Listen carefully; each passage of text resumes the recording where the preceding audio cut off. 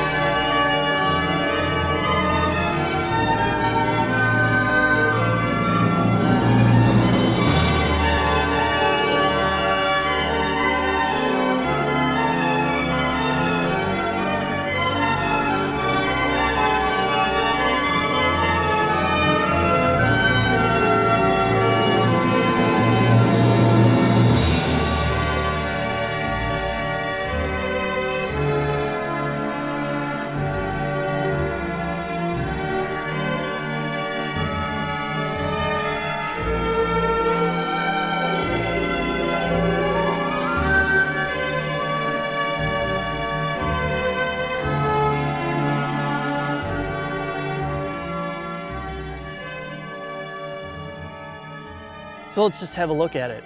The F-Sport front end is... Now, if you don't like the spindle grille design to begin with, this is gonna be the most extreme and most hated version of it yet. This comes standard with LED headlamps, and actually it also has LED driving lights as well. Now, your high beams are halogen still, which isn't a huge deal, but if you're on the fence about upgrading from the standard LED headlamp to the triple beam LEDs, these are really good. They're better than your standard HIDs, so if you want to save your money there, you can. Alongside this vehicle, again, they tried to have this really aggressive line that went along the whole side of it. The door handles are sculpted, the side view mirrors have this tasteful chrome along the side of it. It looks really good at certain angles. But again, a lot of this is just strange and awkward looking, because I know they were trying to make an aggressive SUV, but if you look at the initial design sketches, you don't have this monster wheel gap here. And I think that's what throws off the whole side of this vehicle. Now, clearly a lot of this is subjective, but this is one of my more favorite elements of the car, is how everything comes together in the back. From the taillight design to the overall look, it's just more subdued. It's less in your face. It just exudes kind of more luxury and a little bit of sport, well, at least for an SUV. So let me sum up the styling in the nicest way possible, because I know a lot of owners of this vehicle are attracted to it because there's nothing else that looks like it. But here's the thing. I think Toyota and Lexus were beat up for so long for being called boring, that they're too safe, they're appliances, and they took that and they went to the other extreme. And now it looks like they're just trying way too hard. What they're doing here is they're pulling a Madonna. It's like a 60-year-old trying to be an 18-year-old again, and it just doesn't work for me.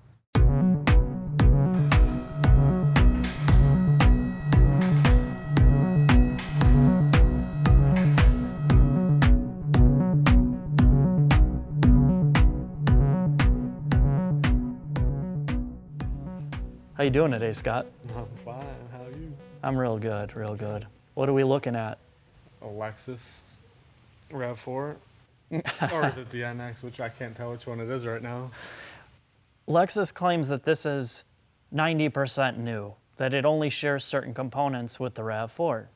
When you look at the front end of this car, at least suspension-wise, it's a strut-based front suspension. There's nothing really fancy here. You got 2 piston calipers. You don't have any use of aluminum in the hub or knuckle.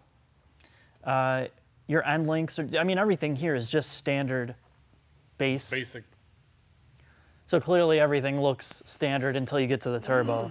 From the turbo, your downpipe to your overpipe to the end exhaust, what's the diameter of the piping in the front? 2.75. 2.75, and then what does it go to here? 2.6, 2.4, 2. So, but it comes out two 2-inch spouts, so that's 4 inches total. So Scott's discovered this aero panel's kind of a special feature. What are we looking at? It's got a cup holder built into it, so when you put your super sticky tires on, you flip this thing over, you can put your coffee in there while you wait for the tow truck. Oh, that's a nice feature. Mm-hmm. Where was this designed? Oh, it had to be at Fuji Raceway. And when you come to the back, it's a little bit of a different story, because this is an all-new double wishbone suspension in the back, and it's more of a compact design, because having this compact, and you can look at the upper control arm here, it's lower and mounts to the subframe, which means they can drop the floor of the SUV lower for more space and efficiency. There's a lot of space in here, so. Yeah, well, I don't know how much more space it really created, but so going into more detail, you can see just how compact everything was. And Scott was talking about the angle at which this damper is and the mounting point on the subframe up here, but you have everything's relatively in a confined space. Compared to some of the other cars we've looked at, and even the Lexuses, there's not a huge attempt to lower the weight here. It's mostly stamped steel, steel knuckles, hubs, and like you pointed out, the only thing in the back is the differential cover that's aluminum. So that would also... The differential case is aluminum. So that would equate to its rather heavy weight at 3,900 pounds. Oh, so tell me about the four-wheel drive on this thing. This system is not full-time four-wheel drive like the Subaru, which is nice because you don't need full-time four-wheel drive. It's just a waste of efficiency, fuel economy, power. You don't need to be burning up power to the rear wheels, especially in a car like this. So what it does is it adjusts when you need torque to the rear all electronically. It uses yaw rate sensors, G-force sensors, wheel slip sensors to turn on the power up to 50% of the torque gets transferred to the rear. And the way that works is there's an electromagnetic coupling in the rear differential that locks under those conditions.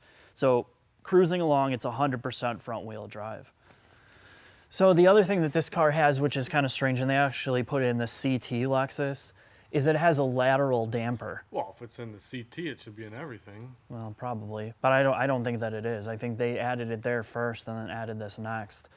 So it's a lateral damper that is, obviously it's not a strut bar because it's in the back here and up, which will kind of show you in the trunk or the whatever, the hatch. Does it keep it from flexing? Yeah, it's a lateral brace. It's kind of like a strut tower bar, but it's hydraulic.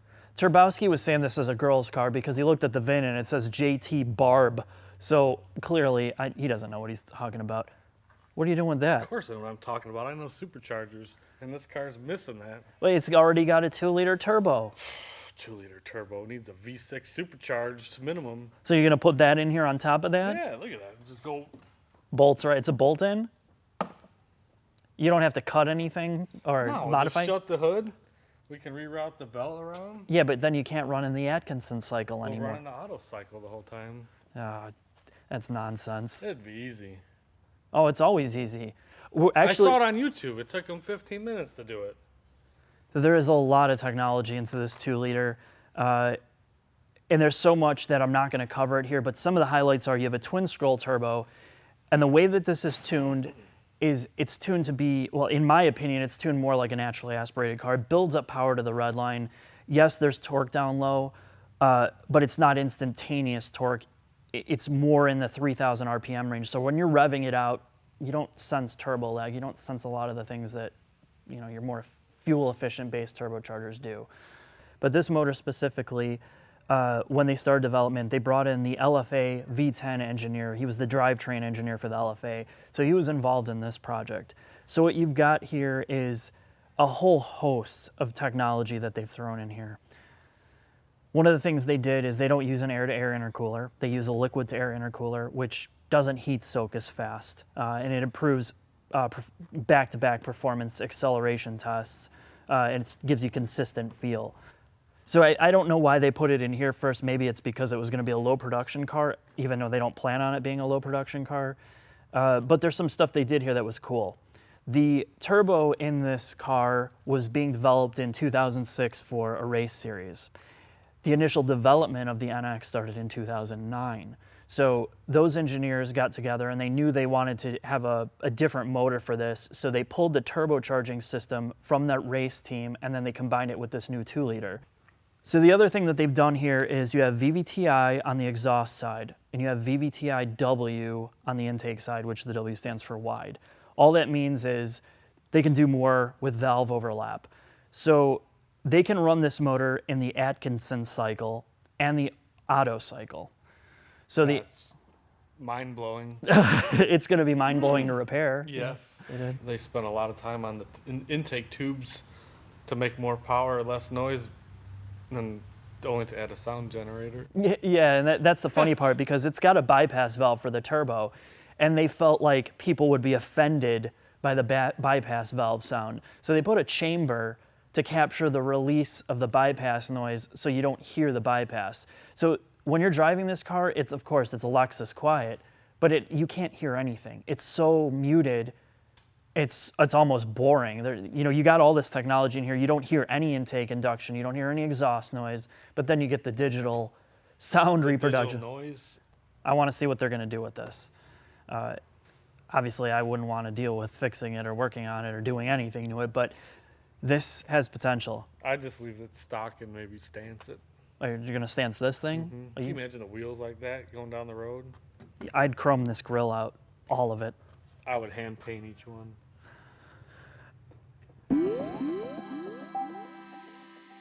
So now that you know what Lexus was trying to accomplish here with building a sporty compact SUV, it makes a lot of sense when you get behind the wheel of this car because it feels fitted. You feel like they've trickled down the technology from their sportier cars and even the LFA in some cases to a modern, everyday driving car. And it's so apparent in here from the feel of the steering wheel, the seats, the ergonomics. This is all a driver-centric experience. And there's an element of quality here. And that's one of the big things I like. There's attention to detail all over this. And you almost forget for a minute that you are driving an SUV. I have turned off traction control, which you have to do at a low speed or a stop to turn it all the way off, but you can't disable stability control. I'm in manual mode and sport mode. Let's see how this thing handles.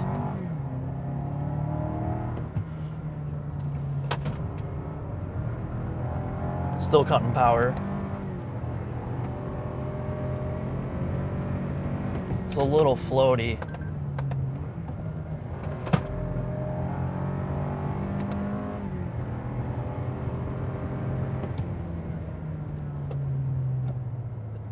This is a really good turbo 4-cylinder, and typically I've had this aversion to turbocharged cars recently because the power is very, very unpredictable. You could be on the throttle, full throttle one time, and then you do it 10 other times, and you never really get the same power twice. In this car, there's a little bit of that, and it's not really turbo lag, it's just a strange inconsistency that you get with a lot of turbocharged cars. But one of the things I really like about the power delivery here is how it's linear, but it builds at the higher RPM, unlike the 2-liter turbo Sonata I was in, where all the power and the tuning was set to deliver power and torque at the low RPM, and once you wound it out, nothing felt, it didn't feel like anything was happening. Here you can drive it like a sports car, you get that power at the higher RPM, and it just feels really good.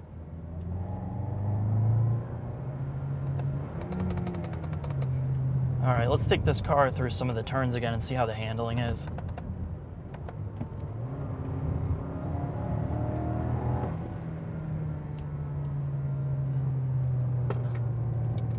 Wants to understeer. Of course, it's front wheel drive primarily. Traction control's always cutting in. Stability control's always cutting in. The NX200t has a 6-speed automatic transmission, and it's just a typical torque-converted unit. So in eco and normal mode, it's just smooth. If you take manual control, it's not particularly quick to respond to downshifts. It's just what you want for daily driving. When you go into sport mode, the transmission sharpens up a bit. It's quicker to downshift, it's quicker to respond, but when you're not in manual mode using the paddles, it's just kind of a herky-jerky experience. I don't really particularly like the way that it behaves in sport mode unless you take manual control. The sound generator in this car is digital, and it's only activated in normal and sport mode, and there is a toggle volume switch here, so you can turn it all the way off, thank God. But let's just take a quick listen here and see what it sounds like.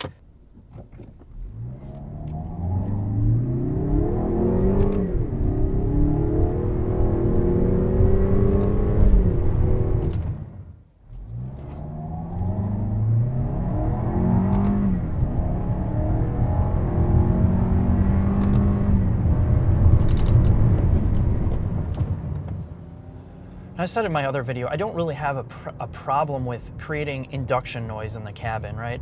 Especially if it's through a mechanical way with like a sound tube and you bring it in. But this, and like the F-150 I drove, they're getting to a point where they're creating digital engine noise through your speakers. This car is no different. And my problem with it is, it sounds very synthetic in this car. When you get to a higher RPM, it's not synced up with the motor, and it sounds like a glorified DSP effect where you turn on Hall or reverb, it gives you this strange sensation. I want to talk a little bit about ride quality here, and I'm not going to run this into the ground. And really with this F-Sport, I think it has an over-dampened ride. I've played with tire pressures. I can't seem to get a controlled ride on broken pavement. And it's one of the big downfalls of this vehicle for me, because this is not a sports car. This is not a performance car in any regard. Now, what Lexus tried to do here was to make a sporty driving SUV that emulates that of a sporty sedan or coupe.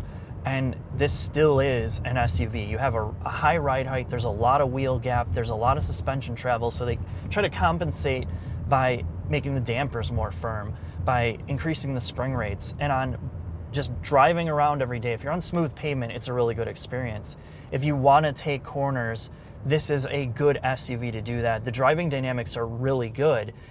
The issue is over choppy and broken pavement. It just does not feel good. It does not feel controlled, and you feel it throughout the whole body of the car. It transmits into the door panels, the plastics, and this is one of the first Lexuses that I've been in where you just kind of feel those rattles and creaks of, you know, a cheaper car. And this is not a cheap car, especially in this price range.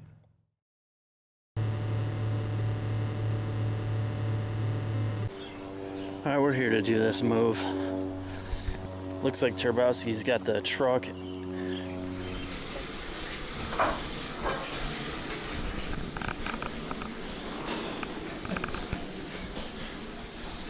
So this is the couch.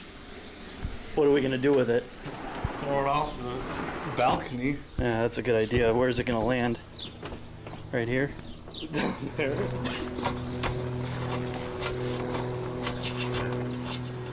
Are you learning? I did. It's You funny feel to. more enriched? It's weird to get a history lesson from a U-Haul truck. I'm an overprivileged white man. Yes. So we've started a professional moving company. It's called AJ, and we're gonna be moving things real fast for you. Yeah, this is moving day. Ready? 3, 2, 1. Oh no.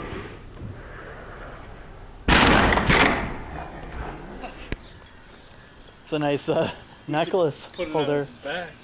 Oh, that's really nice. Yeah. Is that for your own personal collection? That's when I go out to the clubs. Oh, you go. Okay, come on. Dude. Jesus. Can't just do it the old-fashioned way. Okay. So it holds like 4 drawers, a bag, a TV, a drone, some camera cases. There's the Samsung fluorescent backlit. And then the front seat. It's enough to fit my Hello Kitty doll, seat belted in, some toiletries, Dawn, and more camera stuff. That's about it.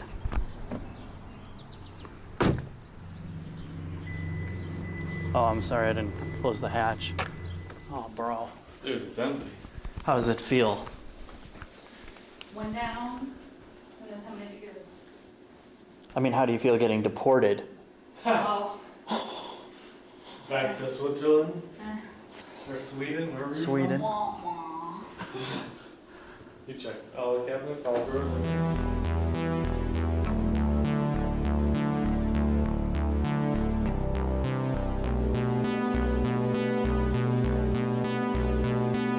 You know, I keep coming back to these modern Lexuses and saying the same thing. These are some of the best interiors.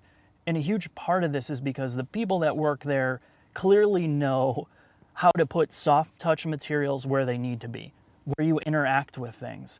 So where my knees are placed, there's padding, there's soft touch leather. Where your elbows are resting, there's padded soft leather.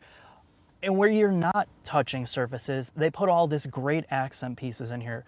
The center part of this dash was designed to give you this strong metal look structure. Now, of course, In the original design, it was actually metal. In the production version, you get this huge chunk of silver plastic, which really sucks, especially when you know what they originally intended, but this is the trade-offs made in production cars. The stitching on the dashboard.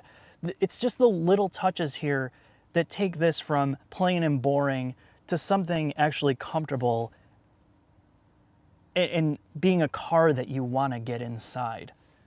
Now, obviously, we can talk about materials all day, but the other thing is ergonomics.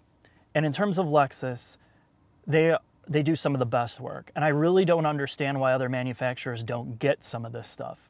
Take, for example, the HVAC controls. They're placed right in your line of sight. They're not buried by your knees or at your waist level. You can clearly see all the buttons here. And yes, there's plenty of buttons, but that's a good thing. It's not tied into the touch screen where I have to use the touch screen to adjust it. The other thing is it's at a weird angle, but the more you think about it and the more you use it, you realize that's exactly how your hand is going to go from the steering wheel to these buttons. You don't have to bend your wrist, it's right there. And it's this thought that they put in all over this cabin that makes Lexus stand out from a lot of brands, honestly. So whenever I get into a new car, the first thing I do is I put my sunglasses away in the storage container, which this car doesn't have. And I thought to myself, I'm like, how could they do all this and forget a sunglass holder? But then I realized there's this little hidden compartment down here, which I had put my iPass in, which is for toll roads. But it's actually for sunglasses. And then you lift up this little tab here, and you find this. It's like this removable little box. You flip it around, and it's a makeup mirror. And I think to myself, well, clearly this is for the female demographic, but it also makes it the first lipstick Lexus. So there's an option here, which is like $200 to add a wireless charger for your phone inside the armrest. And this is one of the first cars, if not the first, that's done that. And it's an excellent idea. Now, wireless charging or inductive charging has been around for a while. I think the HTC Thunderbolt was one of the first ones to add it. And now the S4 Samsung S5 had the ability, but you had to buy a separate back for it, and it made it thicker. But now the S6 has it actually built in. The S6 and the S6 Edge, which is really nice, but then you look at the shape of this charger, and of course, if you have a case on, it doesn't fit it perfectly in there, and it doesn't sit flush, and you need it to sit flush in order to charge correctly. So it's kind of like one of those, oh my God, that's a great idea, but poorly executed. Now you're running late to pick up Blake from the laundromat, and he comes out, he's like, man, that's a compact SUV. I don't know if I'm gonna fit in the back seats. Well, let me tell you, if you push these front seats all the way towards the rear, there's still plenty of legroom back there. Not only that, there's a nifty little handle on those back seats that help you to recline to get you in that position you like. Now, you drive past the Red Lobster, and he starts having a conniption fit because he wants Shrimply Tuesdays. There's plenty of room back there for him to have a complete spaz attack in comfort. One of the things I absolutely hate the most about this car, well, this is an option, is this power lift gate.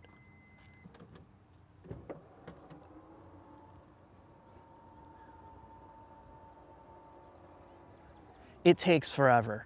It takes forever not only to put it up, but to put it down. And a lot of times it doesn't respond to the button press, and there's no way to manually override it. Now you can turn it off from the inside, then you lose the power ability, and it's really hard to pull it up and push it down. It's just ridiculous. If you have the option to not have this, don't get it unless you never put anything in the back. In the US market, in the F-Sport, you can't get the Mark Levinson sound upgrade. But the good thing is, with the built-in system here, there's enough EQ settings to compensate for some of that, because you got good adjustment on your treble and mid, where you get some brightness out of the speakers. A lot of cars sound really flat. This is not one of them. Now, clearly, I try to consult with owners as much as possible, but one of the complaints that they had was these rear door weather stripping seals. I didn't run this in winter, but I can imagine if I did, how much salt would get caked in between, behind this rubber grommet. It's something that could potentially be an issue in terms of corrosion or rust too. So again, with the ergonomics, your right arm is totally comfortable. It's on a soft armrest. Even there's a palm rest for this RTI, or remote touchscreen interface, which is just a mouse pad. But the weird ergonomic problem I had here is when I go to adjust the volume, a lot of times I always turn this drive mode rotary knob that's right below it for eco, sport, and normal. I turn that instead of the volume knob because they're in such close proximity. So I saved the worst for last, the infotainment. Now, I've been in 3 Lexus cars already. Did a review on the RX, and I could just tolerate the infotainment in that car. Then I got in the IS, which I couldn't tolerate because it was the same setup, but with a ton of lag. Then you get in here and you realize Lexus decided they were gonna fix all their problems and get rid of that little joystick control and substitute it for a mouse pad. Now, the thing is, it's not the controller, it's the software. This is the Windows 95 of infotainment in cars. And it's sad because you look at all the work and all the technical details they do with their interior, how advanced their engine design is. And you look at this and you're like, this is the best they can do? And people don't realize this, but when you get into other cars that have better infotainment, like the Genesis I just got out of, really, really high quality display, a physical control. The Mazdas have a physical control and a touchscreen. These are companies that have either outsourced their design and development to like Johnson Controls. They've got it right. Lexus and Toyota do not have it right here, and this is a big area where they need some improvement. It's pretty clear I like this interior a lot. But the instrumentation on here, again, Lexus is superb at doing instrumentation. The F-Sport edition, you have an analog tach and speedometer with a digital center screen, and these analog gauges look beautiful. Really, they look great. This center LCD lets you cycle through a lot of different functions, menus in terms of tire pressure, fuel economy, your eco mode, your oil pressure gauge, your accelerometer, G-force gauge for the F-Sport. It just all functions very well here. Now, I know you're waiting for me to talk about this analog clock and how I'm going to talk about it, because this plasticky little guy here does me one disservice, and that's that I can't put a digital clock in this digital gauge cluster, and I can't put a digital clock in this digital screen up here. So I have to look at this little plasticky guy. And that really frustrates me, because I feel like I'm back in my town and country that had a very similar clock, and my family's ragging on me to go to the Applebee's and go talk to the five-star chef there and get a medium rare steak for everybody. I just don't want to do it. Just like I don't want to tell time off this analog clock. This is one of the most difficult times I've had coming up with a conclusion for a vehicle. And I think on paper, Lexus set out to create a sporty, fun to drive, different compact SUV. Well, mission accomplished. They did what they set out to do. But this F-Sport edition, for $45,000 as this one is, I don't get it. There's a lot of good going on here. Like the fact that it drives like a sporty car, from steering dynamics to handling. There's a little bit too much understeer for my liking, but it feels good to be behind the wheel. The interior is excellent. But then that's offset by things like having a ho-hum transmission, a really choppy ride over bad pavement. And then you have just the overall cargo capacity isn't that great. It's in between a Mazda 3 hatch and a CR-V or a RAV4 in terms of capacity. So why wouldn't you just go, take the money, and get a nice, sporty sedan? I don't know, that's my issue with it.